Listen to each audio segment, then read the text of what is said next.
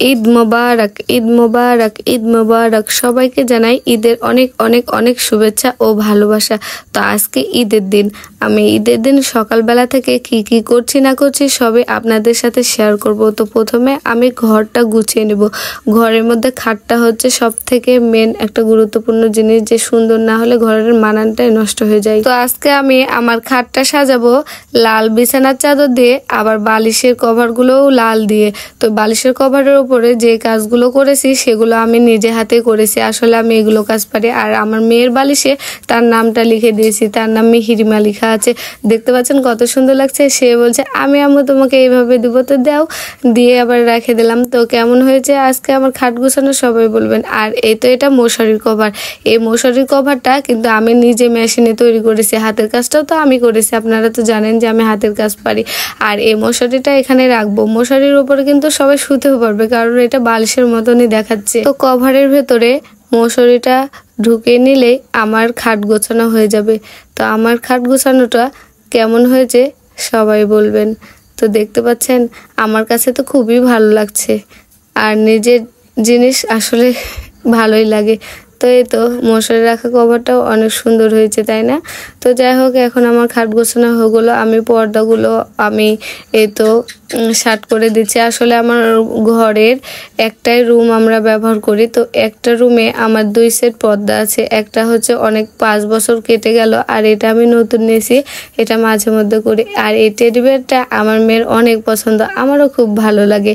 তো teddy bear হচ্ছে খাটে রাখলে অনেক সুন্দর লাগে, খাটের মানানটাই অনেক সুন্দর হয়ে যায়। এই তো ফাইনাল লুক, আমার খাট গোছানো শেষ। তো আমার ঘরের বাইরের পর্দাগুলো চেঞ্জ করছি। তো আমার ঘরের বাইরের পর্দাগুলো আমি এখন খুলে নিচ্ছি। খোলার পরে আমি রডটা দেখছি অনেকটাই বাঁকা হয়ে গেছে। আসলে এই রডের পর্দা ধরে আমার মেয়ে ঝুল্লু খায়, তো এইভাবে করতে গিয়ে মাঝখানটা বেঁকা হয়ে গেছে।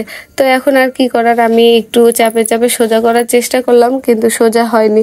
তো যাই হোক, এখন এই পর্দাটা আমাকে এটাতেই টাঙিয়ে নিতে হবে। আসলে একটা নারী, একটা মেয়ে, একটা বউ, একটা মা, যে দিক দিয়ে সম্পর্কর কথা বলেন না কেন, নারী মানেই সংসারের যাবতীয় কাজ কর্ম দায়িত্ব সব কিছুই পালন করে। আসলে কি, নারী হয়ে জন্মানোটা অনেকটাই ভাগ্য গুণেও হয়। তো এদিকে আমার পর্দা টাঙানো প্রায় শেষের দিকে। আসলে আমার এই বাইরের পর্দাটা টাঙানো হয়ে গেলে প্রায় ঘরের কাজ শেষ। এই তো পর্দা টাঙানো যখন আমার হয়ে গেছে, তখন দেখে আমি উল্টো করে একটা পর্দা ঢুকিয়ে ফেলেছি। এখন কি আর করার, আবারও বের করে গুছিয়ে নিলাম। তো আমার এই পর্দা গুছানো হয়ে গেলে আমি কিন্তু সামাই আর রুটি বানিয়েছি। রুটি বানিয়ে এখন আমি চলে যাব নামাজ পড়তে। তো নামাজ পড়ে ফিরে এসে বরের কাছে কিন্তু সালামি নিতে আমি কখনোই ভুলি না, আজকেও নিয়েই ছাড়বো। এই তো বসে আছি, নামাজ পড়ে আসে বসে আছি। কি নিয়েছো তুমি?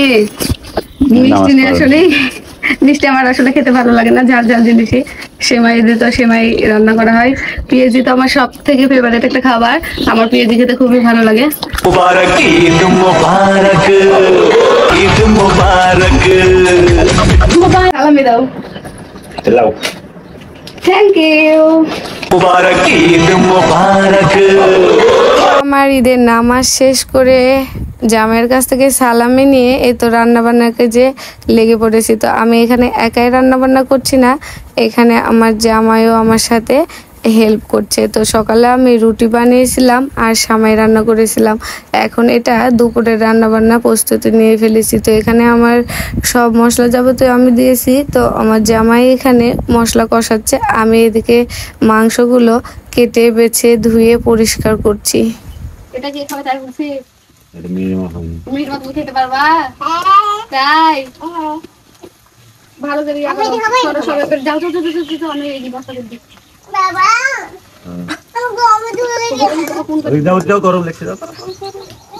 ঈদের দিন অনেকে অনেক জায়গায় ঘোরাঘুরি করতে বের হয়। আমরা ঈদের দিন কোথায় বের হইনি। তো দেখা যাক কবে কোথায় বেড়াতে যাই, সবই আপনাদের সাথে শেয়ার করব। তো আজকে আমি সকাল থেকে কি কি করলাম ঈদের দিন, এগুলোই আপনাদের সাথে শেয়ার করলাম। তো ঈদের দিন অনেকে অনেক কিছু রান্না করে, আমি আজকে কোনো কিছু আয়োজন করিনি তেমন। আমি আজকে গরুর মাংস রান্না করব আর সাদা ভাত রান্না করব আর সকালে সামাই রুটি বানাইছি, এটাই। আমি আর আজকে তেমন কিছুই করব না।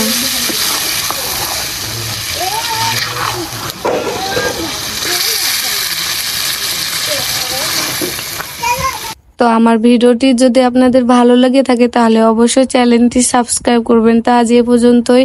সবাই ভালো থাকবেন, সুস্থ থাকবেন। আল্লাহ হাফেজ বন্ধুরা।